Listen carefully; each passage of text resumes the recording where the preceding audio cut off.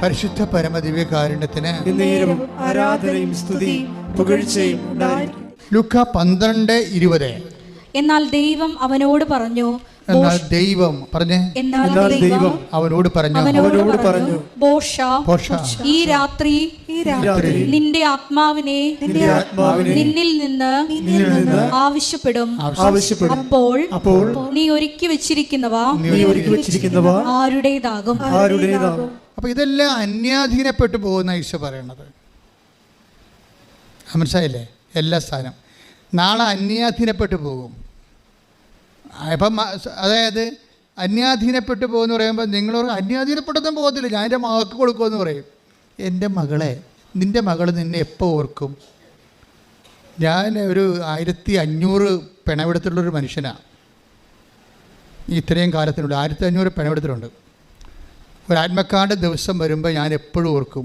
ആത്മക്കാട് ദിവസം എന്ന് പറഞ്ഞ് കത്തോലിക്കരുടെ ഇടയിൽ ഒരു വലിയ ഏർപ്പാടുണ്ട്. എന്നുവെച്ചാൽ മരിച്ചുപോയ ഒരാൾക്കാരെ ഒരു ദിവസം ഓർക്കും.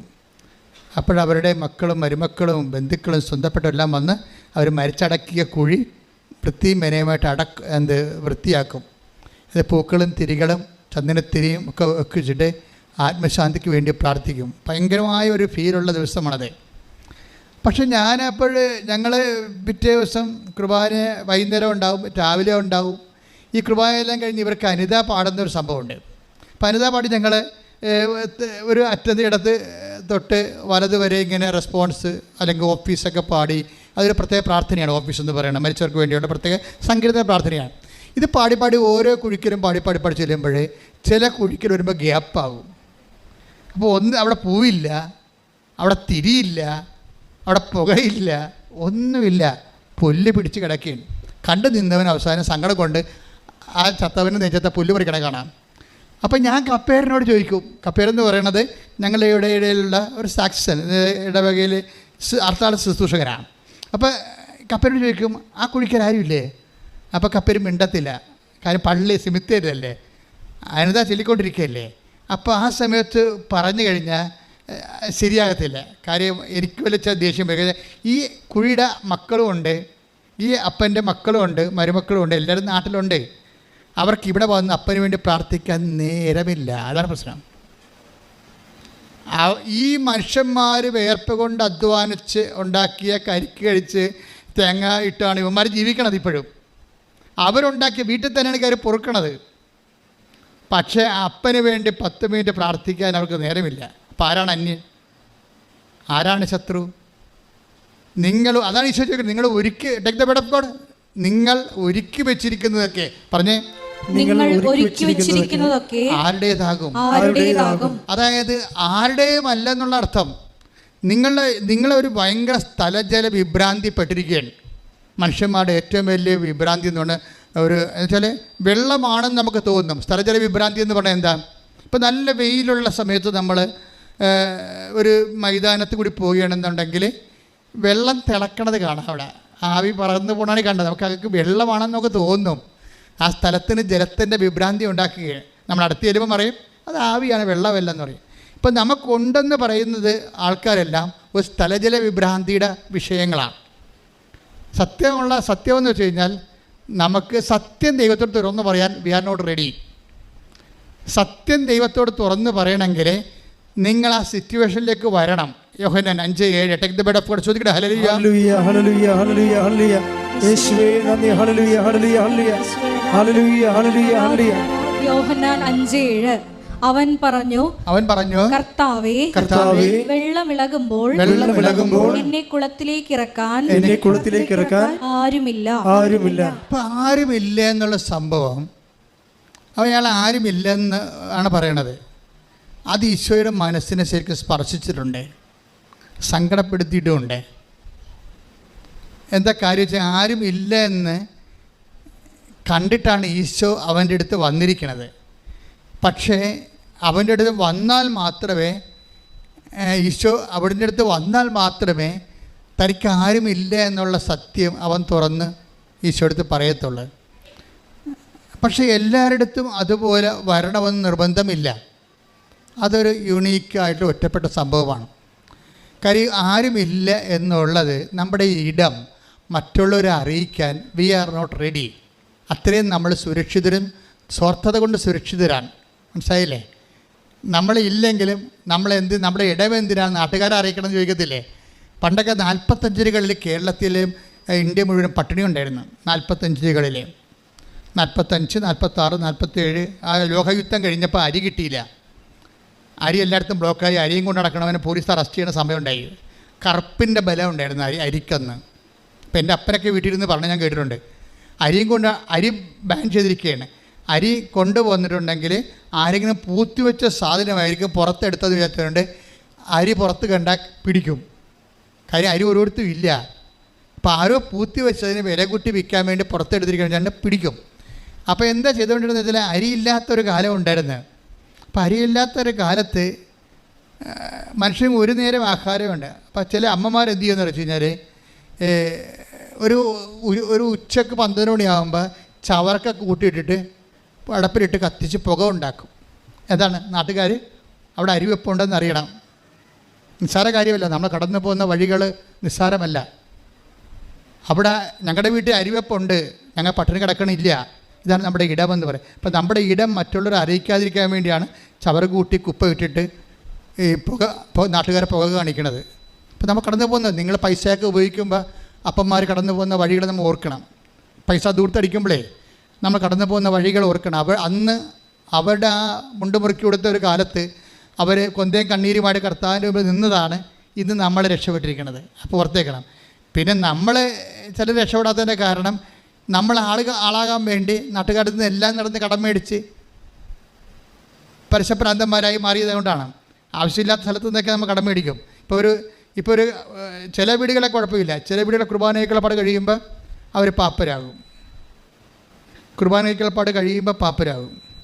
അത് പണ്ട് മുതലേ ഉള്ള ഒരു പരിപാടിയാണ്. കുർബാനയ്ക്കുള്ളപ്പാട് എന്ന് വെച്ച് ആവശ്യമുള്ളവരെ ഇല്ലാത്തവരെ ഇപ്പോൾ പണ്ട് കുർബാനയ്ക്കുള്ളപ്പാടിന് പരിഞ്ഞപ്പോൾ തലയോട്ടമ്മ ഓക്കെ ക്ലിയർ, അല്ലെങ്കിൽ അവിടെ ഭാര്യയുടെ ആങ്ങളെ മക്കളും ക്ലിയർ 10 പേര് ഒക്കെ ഉണ്ടാകത്തുള്ളൂ. ഇപ്പം എങ്ങനെ വന്നിരിക്കുന്നത്? ഇപ്പോൾ വോട്ടേഴ്സ് ലിസ്റ്റ് നോക്കിയല്ലേ വിളിക്കണത്. എവിടെ ചെന്ന് അവസാനിക്കാനാണ്? അത്രയും ആൾക്കാരെ വിളിക്കും. അത്രയും ആൾക്കാരെ വിളിച്ചു വരുമ്പോൾ ഇതെല്ലാം എങ്ങനെയായാലും ഒരു 2-1.5 ലക്ഷം രൂപ കടമാകും. അപ്പോൾ എന്ത് ചെയ്യും? പാവടവൻ നടന്ന് കടം മേടിച്ച് പലിശ കയറി മുടിയും.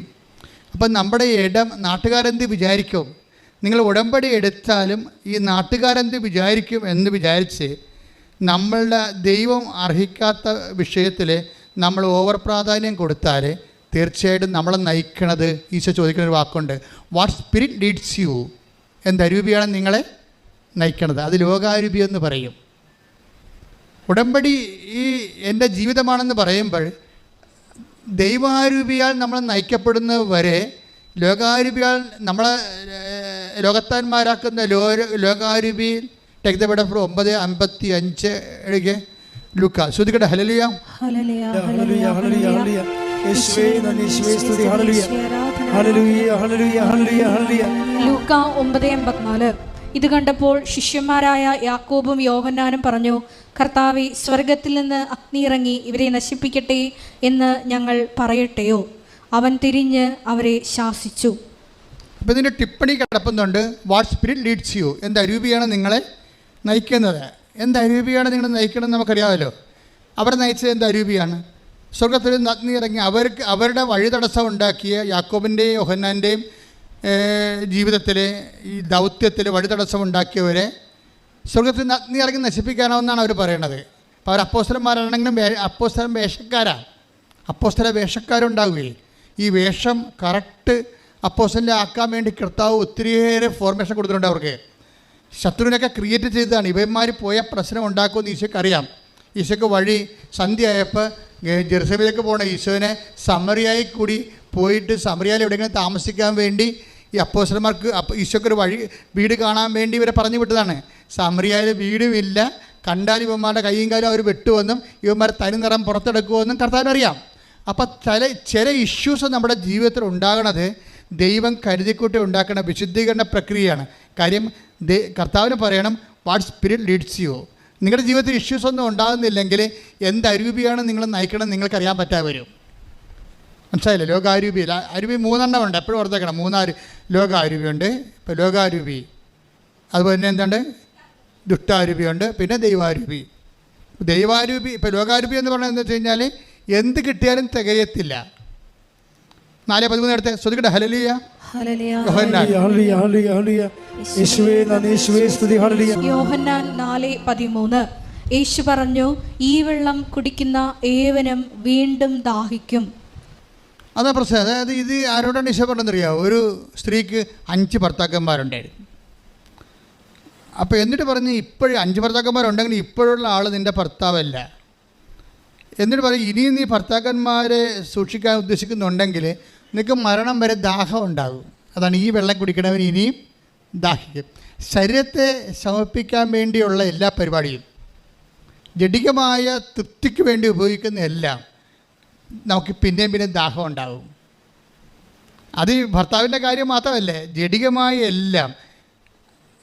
ഇപ്പം നമ്മൾ ലോകാരൂപിയിൽ ഇപ്പം നിങ്ങൾക്ക് ഒരു ജോലി വേണം എന്ന് പറയുമ്പോൾ നിങ്ങൾ ഉടനെ എന്താണ് ചിന്തിക്കണത്? ജോലി വേണം എന്ന് ദൈവത്തിരുസന്നിധിയിലൊരു നിയോഗം വെച്ചിരിക്കണം വിചാരിച്ചോ. അപ്പം നോർമലായിട്ട് ജോലി വേണം, അതിനകത്ത് തെറ്റെന്താ? പക്ഷെ ഫോർ വാട്ട്? അതിന് ഉത്തരം പറയേണ്ടി വരും. ദൈവത്തിരുസന്നിധിയിൽ ഒരു സംഭവം വെക്കുമ്പോൾ ഫോർ വാട്ട് എന്ന് ചോദിക്കും, എന്തിനു വേണ്ടിയാണെന്ന് ചോദിക്കും. അപ്പം നിങ്ങൾ ജെന്യുവിൻ ആൻസർ പറയണം. എന്താ ജെന്യുവിൻ ആൻസർ എന്ന് പറയണത്? എൻ്റെ പ്രായമായ അപ്പനും അമ്മയും എന്നെ വളർത്തി ഇത്രയും കഷ്ടപ്പെട്ട് അവർ മരിക്കണമെങ്കിലും ഒരു അടച്ചുറപ്പുള്ള വീട്ടിൽ താമസിക്കണം. എൻ്റെ പെങ്ങൾക്ക് കല്യാണം വരാൻ പോവുകയാണ്. അപ്പോൾ ഒരു മര്യാദക്കൊരു ഓർഡർ ഒരു നല്ല ജീവിത പങ്കാളി കിട്ടണമെങ്കിൽ ഒരു വീട് വേണം. ഇതൊക്കെ എല്ലാം ജെന്യുവിനാണ്. ഇതെല്ലാം ജെന്യുവിനാണ്. പക്ഷേ നിങ്ങൾ വീട് വെക്കണതിൻ്റെ ഉദ്ദേശം, നിങ്ങളുടെ രഹസ്യ അജണ്ട എന്താണെന്ന് നിങ്ങൾ നോക്കണം. എന്ന് വെച്ചാൽ മറ്റുള്ളവരെക്കാൾ കേമമായൊരു വീടായിരിക്കണം. എൻ്റെ വീടാണെന്നും പറഞ്ഞ് വേറെ ആൾക്കാരുടെ വീട്ടിൽ പോയി എൻ്റെ ബന്ധുക്കൾ എന്നോട് ഞങ്ങൾ വിചാരിച്ച അതാണ് നിൻ്റെ വീടെന്ന്. നമുക്ക് അത്രയും പാങ്ങും കെട്ടി വെച്ചൊന്നും ഇല്ലേ, നമ്മൾ പാവപ്പെട്ട അട്ടപ്പാടി എന്ന് പറഞ്ഞിട്ട് ഒരു ഡയലോഗ് ഫിറ്റ് ചെയ്യും. പക്ഷേ ഉള്ളിൽ അപ്പോഴും ഉണ്ടാകും എന്താണ്, അവളൊക്കെ ഇട്ടൊരു പണി കൊടുക്കണം, ഞങ്ങളുടെ പൊളിച്ചിയും പൂക്കും, ഏത് പട്ടിക്കും ഒരു ദിവസം വരട്ടെ. അപ്പോൾ അതാണ് മനസ്സിൽ, അത് രഹസ്യ അജണ്ട എന്ന് പറഞ്ഞാൽ അതാണ്. അത് ലോകാരൂപിയാണ്, പീഡിയാണ്. മറ്റുള്ളവരെ തോപ്പിക്കാൻ വേണ്ടി ആണ് നീ വീട് വെക്കണമെങ്കിലും കാറ് വാങ്ങിക്കണമെങ്കിലും അതിൻ്റെ അകത്ത് ഉള്ളിൽ ദൈവം അവിടെ കക്ഷിയല്ല, മറ്റുള്ളവരെക്കാൾ നീ തന്നെയാണ് അവിടെ കക്ഷി വരണത്. അതുകൊണ്ടാണ് ഈശോ ഈ വെള്ളം കുടിച്ചാൽ നിനക്ക് ദാഹം ഉണ്ടാകും. അപ്പോൾ നിങ്ങളുടെ ഉടമ്പടി നിയോഗങ്ങളിൽ ഇതുപോലെയുള്ള കള്ളൻ ഇല്ലെന്ന് ഉറപ്പ് വരുത്തണം. മനസ്സിലായോ? ഉടമ്പടി നിയോഗങ്ങളിൽ പലതും കള്ളനുള്ളതാണ്. കാര്യം ലക്ഷ്യം വേറെയാണ്. ലക്ഷ്യം അപ്പം നിങ്ങൾ ജെന്യുവിൻ, അത് എപ്പോഴും പ്രശ്നത്തിലേ, ഇപ്പം നിങ്ങൾ 6 നിയോഗങ്ങളിട്ട് അതിൽ ഒരെണ്ണം കള്ളനാണെങ്കിൽ എല്ലാം കള്ളനായിട്ടേ കണക്കാകത്തുള്ളൂ. കാര്യം നിങ്ങൾ കള്ളിയായത് കൊണ്ടാണ് അങ്ങനെ ഇട്ടിരിക്കുന്നത്. നിങ്ങൾ എങ്ങനെയെങ്കിലും ചാടി ഇവിടുന്ന് കാനഡയിൽ പോയിട്ട് അവിടെ ആരെങ്കിലും കണ്ണും കൈയും കാണിച്ച് ഇവിടെ ലൈൻ അടിച്ച് നടക്കണവളെ അവിടെ വരത്തിച്ചിട്ട് വീട്ടുകാരറിയാതെ പോയി ജീവിക്കണം എന്നുള്ളതാണെങ്കിൽ കള്ളനായി സാധനം അതിനകത്ത് കള്ളനാണ്.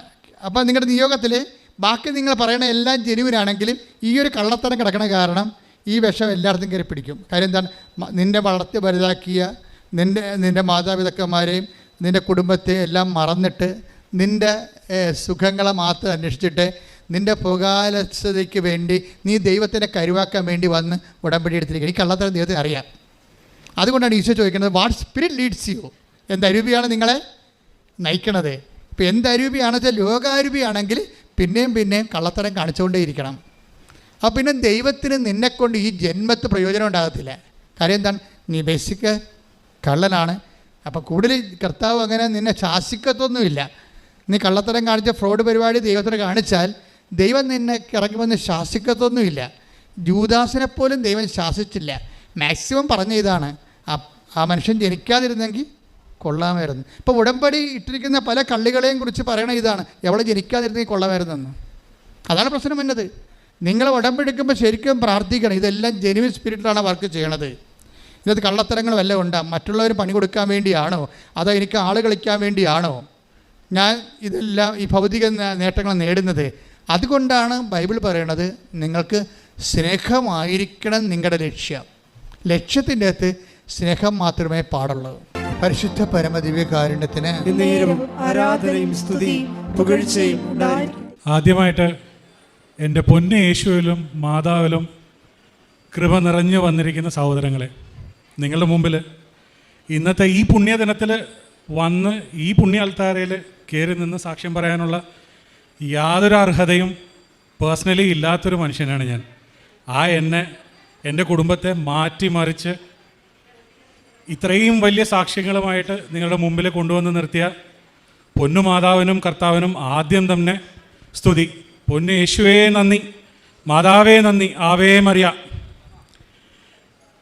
എൻ്റെ ആദ്യത്തെ അനുഭവം, ഞാൻ ഇവിടെ ഈ പുണ്യഭൂമിയിൽ, എൻ്റെ പേര് ആൽബർട്ട് ഫെർണാണ്ടസ്, ഞാൻ തത്തമ്പള്ളി ഇടവക ആലപ്പുഴയിൽ നിന്നാണ്. ഞങ്ങൾ 23 വർഷങ്ങളായിട്ട് ഡൽഹി, ബോംബെ, ഹൈദരാബാദ് എന്ന സ്ഥലങ്ങളിൽ എൻ്റെ ജോലി സംബന്ധമായിട്ട് കുടുംബമായിട്ട് താമസമാണ്, സെറ്റിലല്ല.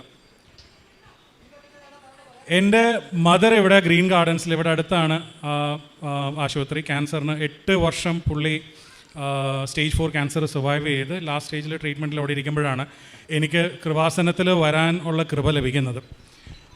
അതിനു മുമ്പ് തന്നെ ഞങ്ങൾക്ക് കൃപാസനത്തെക്കുറിച്ച് അറിയാം, പ്രത്യക്ഷീകരണ പ്രാർത്ഥന കിട്ടിയിട്ടുണ്ട്, പ്രാർത്ഥിക്കുമെങ്കിലും ഉടമ്പടി എന്താണെന്നോ ഉടമ്പടി ജീവിതം എന്താണെന്നോ ഒരറിവുമില്ലാത്തൊരു വ്യക്തിയും ഒരു കുടുംബവുമായിരുന്നു ഞങ്ങളുടേത്. മമ്മി ക്യാൻസറിൻ്റെ ട്രീറ്റ്മെൻറ്റിന് ആശുപത്രിയിൽ കിടക്കുന്ന അവസ്ഥയിൽ ഒന്ന് വന്ന് പ്രാർത്ഥിച്ചിട്ട് പോകാം എന്നുള്ള ഒരു ആഗ്രഹത്തിലാണ് ഞാൻ ഹൈദരാബാദിൽ നിന്ന് ഇവിടെ വരുന്നത്. അങ്ങനെയാണ് ഇവിടെ മാരാരിക്കുളത്ത് എൻ്റെ മദറിൻ്റെ ബ്രദറിൻ്റെ വീട്ടിലാണ് ഞാനന്ന് രാത്രി ഉറങ്ങി പിറ്റേ ദിവസം രാവിലെ ഇവിടെ വരുന്നത്. അപ്പോൾ എൻ്റെ കൂടെ പുള്ളിയുടെ മകൻ, എൻ്റെ അനിയനും ഉണ്ട്. വന്ന് എന്നെ എന്തോ ഒരു റിമോട്ട് കൺട്രോളിൽ മാതാവ് നയിച്ച്, അപ്പോൾ ഉടമ്പടി എന്താണെന്ന് പോലും അറിയാത്തൊരു മനുഷ്യൻ ഇവിടെ അന്യസംസ്ഥാനക്കാർക്കുള്ള ക്യൂവിൽ വന്ന് നിന്ന് ഉടമ്പടി ഫോം ഫില്ല് ചെയ്ത് കൊടുത്ത് ക്ലാസ് അറ്റൻഡ് ചെയ്ത് ഉടമ്പടി എടുത്തിട്ടാണ് അന്ന് ഞാൻ ഇവിടുന്ന് ഇറങ്ങുന്നത്. അന്ന് ഇവിടുന്ന് ഇറങ്ങുമ്പോൾ അപ്പോൾ നമ്മൾ തിന്മകൾ ത്യജിച്ച്, ദുഷ്പ്രവൃത്തികളെ ത്യജിച്ച്, ബാഡായിട്ടുള്ള കാര്യങ്ങൾ, അതിൻ്റെ കൂട്ടത്തിൽ മദ്യപാനവും സിഗരറ്റ് വലിയും എല്ലാം ഉള്ളത് കാരണം ഞാൻ പുറത്തിറങ്ങി ഒരു ചായ കുടിച്ചുകൊണ്ടിരിക്കുമ്പോൾ അനിയൻ്റെ അടുത്ത് ഇതുപോലെ പറഞ്ഞു, എടാ ഇതിൽ സിഗരറ്റ് വലി ഞാൻ ടിക്ക് ചെയ്തായിരുന്നു, അത് കളയണം. പക്ഷേ ഇതിപ്പോൾ ഈ ആശുപത്രിയും ഹൈദരാബാദ് ആലപ്പുഴ ആശുപത്രി എന്ന് പറഞ്ഞ് ഓടി കിടക്കുന്ന ഈ ഓട്ടത്തിൻ്റെ ഇടയിൽ ഇത് കഴിഞ്ഞിട്ട് ഞാൻ തിരിച്ച് ഹൈദരാബാദ് പോയിട്ട് കളയാമല്ലേ എന്ന് ഇവൻ്റെ അടുത്ത് ചോദിച്ചു. അപ്പം ദൈവാനുഗ്രഹമുള്ള കുഞ്ഞാണ് അവൻ പറഞ്ഞു, ചേട്ടാ ഞാൻ ഇതുപോലൊരു ധ്യാനത്തിൽ കൂടുമ്പോഴത്തേക്ക് കേട്ടിട്ടുള്ളതാണ്, നല്ലൊരു കാര്യം തീരുമാനിച്ചു കഴിഞ്ഞാൽ അതും ദൈവത്തിന് മുമ്പിൽ പറഞ്ഞൊരു കാര്യമാണെങ്കിൽ അത് പിന്നീടത്തേക്ക് എന്തിനാണ് വെക്കുന്നത്? എനിക്കറിയത്തില്ല എന്ത് കറണ്ടാണ്, എന്ത് അനുഗ്രഹമാണ്, എനിക്കതിനെ കൃപയെന്ന് വിളിക്കാൻ തന്നെയാണ് ഇഷ്ടം. ആ സമയത്ത് എന്നെ ഒരു സ്വിച്ച് ഇട്ട പോലെ എനിക്കത് തോന്നുകയാണ്. ഞാൻ ആ 20s ഒരു സിഗരറ്റിൻ്റെ പാക്കറ്റിൻ്റെ കയ്യിലുണ്ടായിരുന്ന എടുത്ത് ക്രഷ് ചെയ്ത് ആ മരത്തിൻ്റെ ചുവട്ടിൽ അവിടെ കളഞ്ഞതാണ്. ഇന്ന് വരെ, ഇതിപ്പം 3 വർഷമായി, ഞാൻ ജനുവരി 2019 എൻ്റെ ആദ്യത്തെ ഉടമ്പടി എടുക്കുന്നത്. ഇതുവരെ എനിക്കതിനോട് ഒരു ടെംപ്റ്റേഷനോ അത് തുടരണമെന്നോ ഒരു ബുദ്ധിമുട്ടോ തോന്നിയിട്ടില്ല. അതല്ല, അനുഭവം പറയാൻ ഇനി വരുന്നതേ ഉള്ളൂ. ഞാൻ ഈ എക്സ്പീരിയൻസും കഴിഞ്ഞ് എൻ്റെ മദറിൻ്റെ ആശുപത്രി കിടക്കയിലെത്തി, റൂമിൽ കയറി, ബെഡിലിരുന്നില്ല. ആ സമയത്ത് എൻ്റെ ജോലി വലിയൊരു പ്രശ്നത്തിലിരിക്കുകയായിരുന്നു. ഞാൻ കാർവിയിലാണ് ആ സമയത്ത് വർക്ക് ചെയ്യുന്നത്. നിങ്ങൾക്ക് ഒട്ടുമിക്ക ആൾക്കാർക്കും അറിയാൻ പറ്റും, നിങ്ങൾ പത്രത്തിലൊക്കെ വായിച്ചു കാണാൻ കാർവിയുടെ പ്രശ്നങ്ങൾ. സെബിയുമായിട്ട് സ്റ്റോക്ക് എക്സ്ചേഞ്ച് റിലേറ്റഡ് ഇഷ്യൂസ് വന്ന് എൻ്റെ പാരൻറ്റ് കമ്പനി വളരെ പ്രതിസന്ധികളിൽ വന്ന് 3-4 മാസമായിട്ട് ശമ്പളം വരാതെ, അന്ന് എൻ്റെ ഒരു കുഞ്ഞ് ഡൽഹിയിൽ പഠിക്കുന്നു, ഒരു കുഞ്ഞ് ഹൈദരാബാദ് പഠിക്കുന്നു, മദറിൻ്റെ ക്യാൻസറിൻ്റെ ചികിത്സ. അപ്പോൾ നിങ്ങൾക്കറിയാം, ഒരു ക്രോണിക് ഡിസീസ് അല്ലെങ്കിൽ ക്യാൻസറിൻ്റെയൊക്കെ ട്രീറ്റ്മെൻറ്റ് 8 വർഷമായിട്ട് നടക്കുമ്പം എനിക്കിപ്പോഴും കണക്കില്ല അതിന് പണമായിട്ട് ഇത്ര ചിലവായെന്നുള്ളത്. എനിക്ക് ഒരു രൂപമില്ല. അങ്ങനെ നിൽക്കുന്ന സമയത്ത് ശമ്പളം കൂടെ ഇല്ലാതായി വട്ടം തിരിഞ്ഞ് നിൽക്കുന്ന സമയം. അങ്ങനെ ആ കട്ടിൽ ഞാൻ ഈ ഉടമ്പടി എടുത്ത് പോയി കയറി ഇരുന്ന സമയത്ത് എനിക്കൊരു കോള് വരികയാണ്. അതും 2003-2007 കാലഘട്ടത്തിൽ ഞാൻ റിലയൻസിൽ ജോലി എടുക്കുന്ന സമയത്ത് എൻ്റെ കൊളീഗായിരുന്ന ഒരു മനുഷ്യൻ, ഒരു ടച്ചും ഒരു കോൺടാക്റ്റും ഇല്ലാതിരുന്ന അദ്ദേഹം വിളിച്ചിട്ട് ചോദിക്കുകയാണ്, എടാ ഇന്ന പോലെ ഇവിടെ ഒരു വൈസ് പ്രസിഡൻറ്റ് ഓപ്പറേഷൻ്റെ വേക്കൻസി വന്നിട്ടുണ്ട്, നിനക്ക് താല്പര്യമുണ്ടോ? ഞാൻ കുറച്ച് സമയമെടുത്ത് അവനോട് പ്രതികരിക്കാൻ, കാരണം എനിക്കത് ഡൈജസ്റ്റ് ചെയ്യാൻ കുറച്ച് സമയമെടുത്തു. ഇത്ര പെട്ടെന്ന്, ഇത്രയും വേഗത്തിൽ, അതും ഉടമ്പടി എടുത്ത് ഇപ്പോഴും പറയുമ്പോൾ എനിക്ക് ഗൂസ് ബംസ് ഉണ്ടാവും, രോമണിറ്റേക്കും. ആ കോള് പിറ്റേ ആഴ്ച ഞാൻ ഒറ്റ ദിവസം പോയി ഇൻ്റർവ്യൂ അറ്റൻഡ് ചെയ്യുന്ന സമയത്ത് അതും അതിൻ്റെയും കൃപ ഞാൻ പറഞ്ഞുതരാം. എൻ്റെ കാശ് രൂപം മാത്രമാണ് എൻ്റെ കയ്യിൽ എൻ്റെ ആയുധമായിട്ടുള്ളത്. യാതൊരു പ്രിപ്പറേഷനോ യാതൊരു തയ്യാറെടുപ്പിനോ എനിക്കുള്ള മാനസികാവസ്ഥയിലല്ല ഞാൻ. മമ്മി ക്രിട്ടിക്കലായിട്ട് ലാസ്റ്റ് സ്റ്റേജിൽ ഹോസ്പിറ്റലിൽ അഡ്മിറ്റഡ് ആണ്. കമ്പനിയിലാണെങ്കിൽ ഇത്രയും പ്രശ്നങ്ങൾ, പൈസയുടെ ഞെരുക്കം. ആ സിറ്റുവേഷനിൽ എനിക്കൊരു ഇൻ്റർവ്യൂ ഫേസ് ചെയ്യാനുള്ള, അതും ഇൻ്റർവ്യൂ എടുക്കുന്ന 2 ലെവലുള്ള 2 പേരും ഗ്ലോബൽ രാക്ഷസന്മാരാണ്, കോർപ്പറേറ്റ് ജയൻസ് ആണ്. ഞാൻ ഈ കാശ് രൂപം മാത്രം പിടിച്ചുകൊണ്ടാണ് എൻ്റെ ഇൻ്റർവ്യൂ ക്രോസ് ചെയ്യുന്നത്. എനിക്ക് ആദ്യത്തെ ഇൻ്റർവ്യൂ 45 മിനിറ്റ്സ്, രണ്ടാമത്തെ ഇൻ്റർവ്യൂ പിന്നെയും കുറേ കുശലങ്ങളും കൂടെ അതിൻ്റെ അകത്ത് കയറി. 1 hour 15 മിനിറ്റ്സോളം അതെടുത്തു. ആ 2 ഇൻ്റർവ്യൂ അന്ന് ക്ലിയറായി. അന്ന് അവിടുത്തെ HR ആയിട്ട് പറയുകയാണ്, ഇന്ന് നീ അപ്പോയിൻമെൻറ്റ് ലെറ്റർ വാങ്ങിച്ചുകൊണ്ടും തിരിച്ച് പോയാൽ മതി, നിൻ്റെ ഫ്ലൈറ്റ് ഡിലേ ആവണേ ആയിക്കോട്ടെ. അന്ന് ഞാൻ ആ അപ്പോയിൻമെൻറ്റും വാങ്ങിച്ചുകൊണ്ടാണ് തിരിച്ച് മദറിൻ്റെ അടുത്ത് വന്ന് ഞാൻ ആ ജോലി കിട്ടിയ വിവരം ഞാൻ അറിയിക്കുന്നത്. അതെൻ്റെ ആദ്യത്തെ എൻ്റെ കുടുംബത്തിൻ്റെ അനുഭവം. രണ്ടാമത് കിട്ടിയ ഒരു അനുഗ്രഹം, ഞങ്ങളിവിടെ നാട്ടിൽ വന്ന സമയത്ത് എൻ്റെ വൈഫിന് അസഹ്യമായ ബാക്ക് പെയിൻ. അതിവിടെ പ്രോവിഡൻസിൽ കൊണ്ടുപോയി സ്ലിപ്പ് ഡിസ്ക് ആണെന്ന് സ്കാൻ ചെയ്ത് ക്ലിയർ ചെയ്ത് എക്സ്റേ എടുത്ത് സ്ഥിരീകരിച്ച് 5 ദിവസം അവർ ഫിസിയോതെറാപ്പി ചെയ്ത് അതിനുള്ള മെഡിസിൻസ് കഴിച്ച് അത് അന്നേരത്തേക്ക് പോയി. പിറ്റേ ദിവസം അത് റിലാപ്സ് ചെയ്തു. ആ വേദന എന്ന് പറഞ്ഞു കഴിഞ്ഞാൽ വീട്ടിൽ തൂത്ത് തുടയ്ക്കുന്നത് ഞാനാണ്, അവൾക്കത് ചെയ്യാൻ പറ്റില്ല അത്രയും. അപ്പം ഒരു കുടുംബസ്ഥരായിട്ടുള്ള എല്ലാവർക്കും മനസ്സിലാവും അത്. ആ ഒരു അവസ്ഥയിൽ ഉള്ള വേദനയായിരുന്നു അവൾക്ക്. ലംബർ സപ്പോർട്ട് ബെൽറ്റ് അരയിൽ നിന്ന് ഊരിക്കഴിഞ്ഞാൽ കണ്ണ് നിറയും വേദന ഉണ്ട്. ആ വേദനയ്ക്ക് പുറമെ ഇത് എപ്പോഴും ഈ ബെൽറ്റ് ധരിച്ചുകൊണ്ട് നടക്കുമ്പോഴത്തേക്ക് അവളെ ആൾക്കാർ കളിയാക്കുക. ഏറ്റവും അടുത്ത് അവളോട്, ഞാനിപ്പം ആരെയും വ്യക്തിപരമായിട്ട് ഞാൻ മെൻഷൻ ചെയ്തില്ല, നിനക്ക് നിൻ്റെ അഹങ്കാരം കൊണ്ടാണ് ഈ അരപ്പട്ട കിട്ടിയതെന്ന് ഒരു രീതിയിൽ അവൾ കരഞ്ഞു. ആ കരച്ചിൽ ഞാൻ മാത്രമേ കണ്ടുള്ളൂ. പക്ഷേ ആ കരച്ചിൽ ഞാൻ എൻ്റെ അമ്മയുടെ കാലിലാണ് വെച്ച് ഞാൻ പ്രാർത്ഥിച്ചത്. പിന്നീട് ഞങ്ങൾ മരുന്ന് യൂസ് ചെയ്തിട്ടില്ല. സന്ധ്യാപ്രാർത്ഥന കഴിഞ്ഞ് ഒരു വലിയ ഗ്ലാസ്സിൽ മാതാവിൻ്റെ ഉപ്പെടുത്ത് കലക്കി ഞാനും കുടിക്കും, അവൾക്കും കൊടുക്കും. വേദന സഹിക്കാൻ വയ്യാതാകുമ്പോഴത്തേക്ക് ആ ഉടമ്പടി തൈലമെടുത്ത് അവളുടെ നടുവിൽ ഞാൻ തടവി കൊടുക്കും. ആ വേദന എങ്ങനെ പോയെന്നോ എങ്ങനെ മാറിയെന്നോ എന്ന് മാറിയെന്നോ പോലുള്ള തിരിച്ചറിവ് ഞങ്ങൾക്കില്ല. അവൾ പൂർണ്ണ സൗഖ്യത്തോടെ കൂടെ ഇപ്പോൾ ഓടി നടപ്പുണ്ട്. ഞങ്ങൾ ഇനിയും വരും, കാരണം ഇനിയും ഒരുപാട് വലിയ കാര്യങ്ങൾ ഞാൻ മാതാവിൻ്റെ കാൽക്കൽ വെച്ചിരിക്കുന്നത് നടന്ന് ആ സാക്ഷ്യങ്ങൾ നിങ്ങളോട് പങ്കുവെക്കാൻ എൻ്റെ കുടുംബം മൊത്തമായിട്ട് വരും. ഞങ്ങളുടെ കുടുംബത്തിന് ഈ ഉടമ്പടി ജീവിതം എന്ന് പറഞ്ഞാൽ ഇനിയൊരു ജീവിത മാർഗ്ഗമാണ്. ഇത് 1 പുതുക്കി 2 പുതുക്കി 3 പുതുക്കി നിർത്താനുള്ളൊരു കാര്യമായിട്ടല്ല ഇപ്പോൾ ഞങ്ങളുടെ ഈ അനുഭവം. ആ കൃപയിൽ ഞങ്ങൾക്ക് തുടർന്ന് പോകണം. ഇനിയൊരു ഒരുപാട് അനുഭവങ്ങൾ പറയാനുണ്ട്. ഞാൻ ഒരെണ്ണം കൂടെ ചുരുക്കി പറയാം, കാരണം ഇനി ആൾക്കാർ പറയാനായിട്ട് നിൽപ്പുണ്ട്. അതുകൊണ്ടാണ് ഒരു വിശദമായിട്ടുള്ളത് ഞാൻ പിന്നീട് വന്ന് നിങ്ങളോട് പങ്കുവെക്കാം.